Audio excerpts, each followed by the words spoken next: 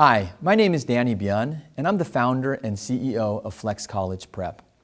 The U.S. college admission process is becoming more and more competitive each year, and all the requirements are making it more confusing as well. But on top of that, there's so much bad information out there that's just confusing families even more.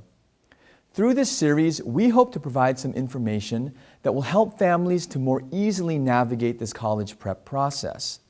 There are so many questions and there's so much information out there. For example, how many AP classes should I take? Or what's a good SAT score? Or when we talk about extracurricular activities, what kind of activities do colleges want to see me do? Or do summer internships or summer programs help? And for students who are getting ready to apply for college, what makes for a good essay topic? Or what is the college admission interview really about? At Flex, we have a team of former college admission officers who work with us to provide good inside information about this process. We have over 20 admission officers from Ivy League and Stanford level schools, from the small liberal art colleges, from public schools like the UCs. So no matter what type of school students are applying for, we have the team with the experience and the know-how to provide the information and the guidance that you need. And so we hope that the information in this series is helpful, and we thank you for giving us the opportunity to be able to share this information with you. As we begin our look at the U.S. college admission process, it's important to note that college admission in America is different than college admission in any other country in the world. Most other countries, when they go through the college admission process, colleges are looking just for the smartest students. For example, in many countries, the college admission process is one test. You take a test once per year, and if you do well on that test, you will get into a college, but if you don't do well on the test, then you won't get in. And so this process is just identifying students who get the highest test scores or the smartest students. Now, American colleges are looking for something totally different. Of course, they want students who can be academically successful, but they're also looking for students who will bring the maximum benefit or make the biggest impact on their schools. And so what we're going to do today in this session is we're going to look at what happens in the admission process after the application has been submitted. Many students and many families know the requirements for college admission, but most of them don't know what happens after the application goes in. But if students and families can understand what happens after the application goes in, at Flex, we believe that will help students and families better prepare for the college application process.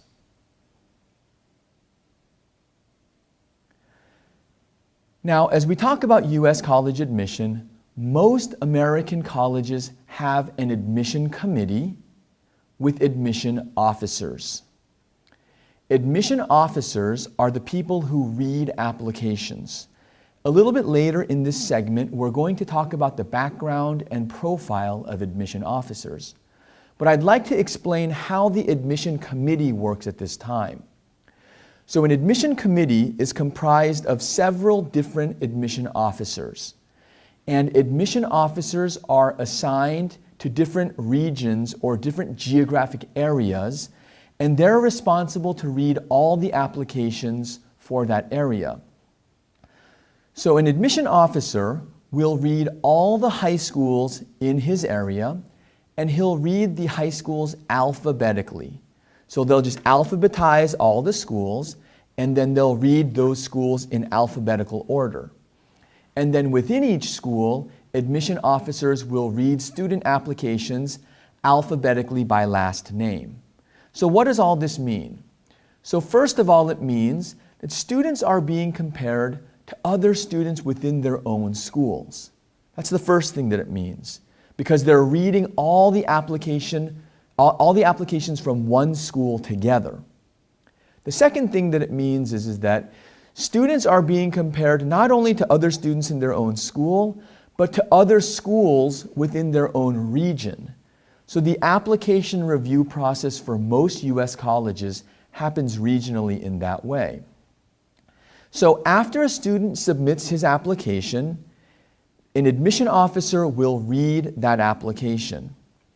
The purpose of this first round of review is the admission officer is looking to filter out the students who are not qualified and to try to identify the students that have the best chance for success at their college. But at this point, your admission officer cannot accept you by himself.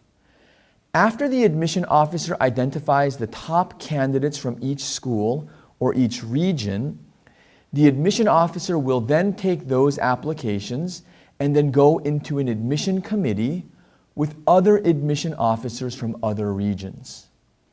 Once the applications go into committee, now we enter a period of very aggressive negotiation and debate.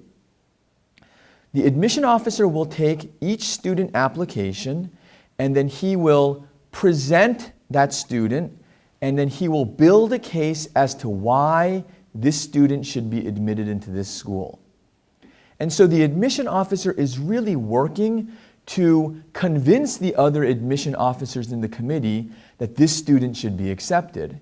And so each admission officer, this is a very human process, and each admission officer has a different background, and they have different things that they consider to be valuable. But by coming into this committee of peers, it will really balance out the process.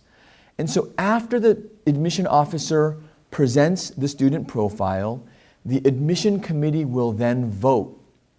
The admission officers are asked, who would like to admit this student? And they vote. Who would like to reject this student? And they vote. And they will also talk about who feels that this student has potential, but we're not ready to make a decision right now. And then those students will be put onto a waiting list. And so this admission committee process is a very human process. And there are so many factors that are outside of a student's control. But ultimately, the goal of this process is students want to provide their admission officer with the best application package that he can successfully negotiate on behalf of the student. And this is where we really encourage students to show their color. Because we always hear that colleges are looking for some unique quality about a student. And the reason is this. If an admission officer goes into admission committee and he says, I have a student with a high GPA and a student with high test scores who plays the piano and does martial arts and does community service, and that's why I think we should accept this student. That student has done a lot of good things, but the problem is other admission officers will say, I already rejected so many students with that profile. Why should we accept yours? And so your admission officer needs unique or differentiating information about you so that he can successfully present your case, successfully present your profile, and convince the other admission officers in that committee to vote on your behalf. And so students, really work hard to differentiate yourself from all the students who are doing all the other things that are similar to what you do. And a note to parents, oftentimes parents, they will try to move in herds. And what I mean by that is this. If one student got into a good school by doing Boy Scouts, all of a sudden, all the parents want their students to do Boy Scouts. But the problem is, it becomes a common thing. It was good for the first person, but it might not be good for every person. And so it's important, parents, to work with your students and to help them identify that passion or that unique quality that will help the admission officer to successfully negotiate on your behalf. Now that we've taken a look at the admission committee, let's talk more specifically about the admission officer. The admission officer serves in many ways as a student's gatekeeper into a college. And what I mean by that is this. If you can convince your admission officer that you belong at a school, then that admission officer can successfully negotiate on your behalf. Many admission officers get very emotional and passionate about this process. For example, at Flex, we have former college admission officers who work with us and our families through the college preparation process. And we have friends in admission at many different schools around the United States. And I've heard stories like this. I've heard about admission committees where an admission officer will present a student profile very passionately, but then the admission committee rejects the student. There have been stories in cases where admission officers leave the admission committee before it's over crying. Because even though that admission officer wanted to admit this student so badly, he wasn't able to convince the rest of the committee. And so this admission officer is a person that you want to emotionally and aggressively promote you within the admission committee. So who is this admission officer? Let's take a look at his background first. In many cases, the admission officer is a recent graduate of that school. It's a person who knows the school well, it's a person who's lived there for 4 years, and is able to really identify the personality and culture of a school. The reason why that they select former students or graduates of that school is that those people are able to identify students who would be a fit or who would not be a fit for that school community. The admission review and the application review process requires intensive reading. And so most admission officers have humanities backgrounds because there's a lot of reading involved. Now, admission officers, they will oftentimes change jobs as well. And so they'll move from school to school, or they'll leave admission for a while, gain different types of experience, and then come back. But generally speaking, the admission committee is a very diverse set of people. They're ethnically diverse, they're of different ages, they have different socioeconomic backgrounds, and so it's not just one type of profile. And this is where many Asian students and Asian families have trouble. And let me tell you what I mean. Asian families believe that the smartest students should get in, but non-Asian admission officers may not agree. And this is where it's very important for students and families to understand who your admission officer is, because you need to connect with that person. And so, as we talk about the admission officer, it's also important to understand what is the admission officer's job, or who does the admission officer work for? Well, obviously the admission officer works for the college. But within the college, there are two key groups of people that the admission officer is working for. The first one is the school or the student community, and the second one is the professors or the faculty. So why is this important? I'll explain that right now.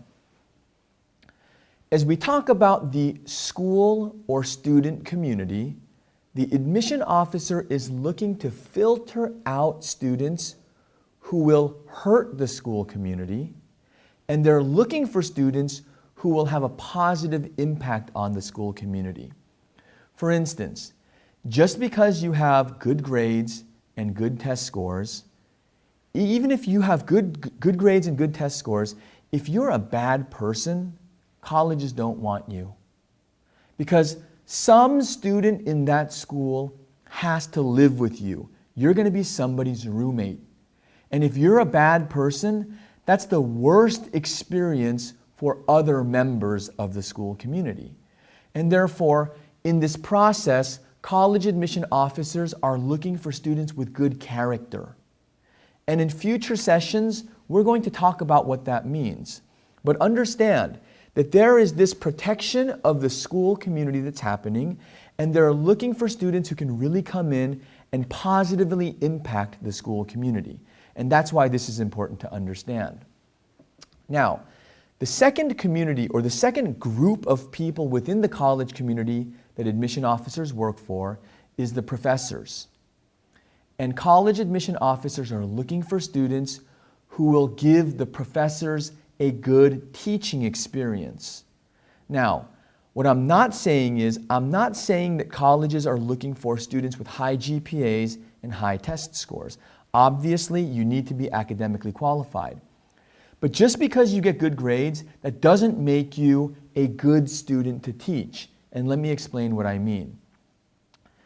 College professors want to teach students who want to learn. College professors want students who want to learn and who will engage in conversation and who will really add to the learning experience of other students. They're looking for students who have intellectual curiosity. They're looking for students who love to learn. And the reason is this. If I'm a college history professor and I have 40 students in my class, on the first day of class, I say, somebody tell me what you learned from your reading last night. After a professor asks that question, the worst thing that could happen is to have 40 students just staring back at him without saying a word. That's the worst thing that could happen to a professor. So what kind of students are college professors looking for then? They're looking for students who will raise their hand, who will participate in conversation, and will really engage the professor and improve or enrich the learning experience of other students. And so this is the quality of the student. It's the type of student. Are you the type of student who sits at the back of class and when a teacher asks a question, you never participate? Because even if you make A's, that's not the kind of student that professors want to teach. On the other hand, are you the type of student that when a teacher asks a question, you're the first one to raise your hand and you're willing to give your input? If the homework assignment was read chapter 1 and you read something that you like, you read chapter 1 and you finish the reading, but then you go and find other books or other resources to learn more about what you learned, and you come to class and you add a different perspective than what other students have brought. Because that's the kind of student that teachers want to teach, even if you have a B.